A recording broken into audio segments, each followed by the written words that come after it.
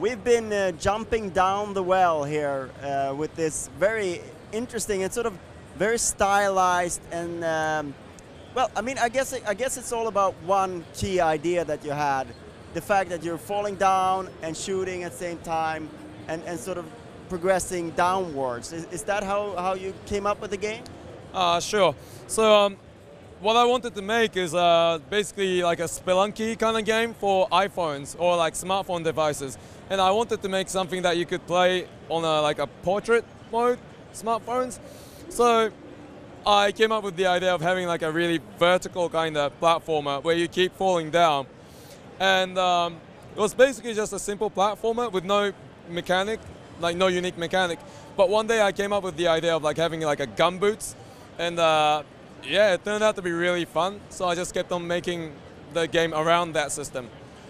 So can you tell us a little bit how that works? You're jumping down the well, and then you're shooting enemies, collecting stuff, and sort of progressing and trying to get to the next depth, I guess. Yeah, sure. Yeah, you explained it perfectly, I guess. So there will be like an end to each level, and when you reach the end, you get one upgrade from a selection of 3, and yeah, you just get more powerful and powerful as you go along. And then there's shops as well where you spend your hard-earned gems to upgrade as well? Yes, so every time you kill an enemy, they will spawn some gems, as well as some of the blocks that you get to break, they contain gems as well. They act as currency that you can spend at shops. And yeah, the shops sell like HP or like battery charges for your gumboots, and yeah.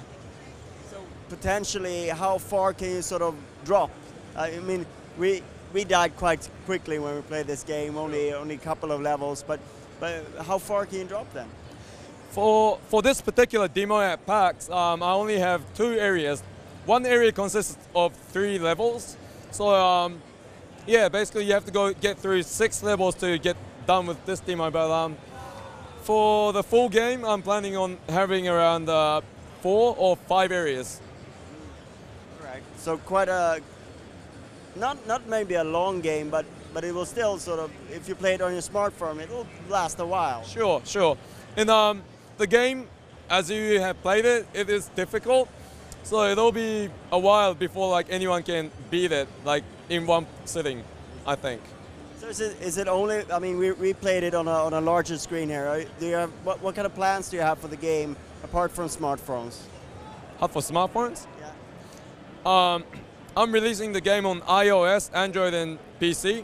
And yeah, the game is simple enough that it only uses 3 buttons. So the controls work pretty well on a touch device. Yeah. Did you think about tilt as well? Maybe just tilting and pressing 1 button? Yes, I've tried many control schemes for the touch device, but I found that for a game like this, where like the twitch precisions are required, I think tilt controls take like a millisecond before like the input is there. So I thought it best for just like the button controls.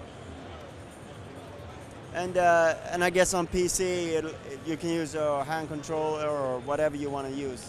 Yes, you can use your keyboard or you can use your pad controller, anything. Right. So how far have you gotten into the development, and sort of when do you hope to be ready? So I've been developing this game for 8 months now, and I'm done with the gameplay, the main gameplay. So it's now, from here on, I just have to add more content like enemies, areas, upgrades, weapons. And I'm hoping to be able to release the game around July.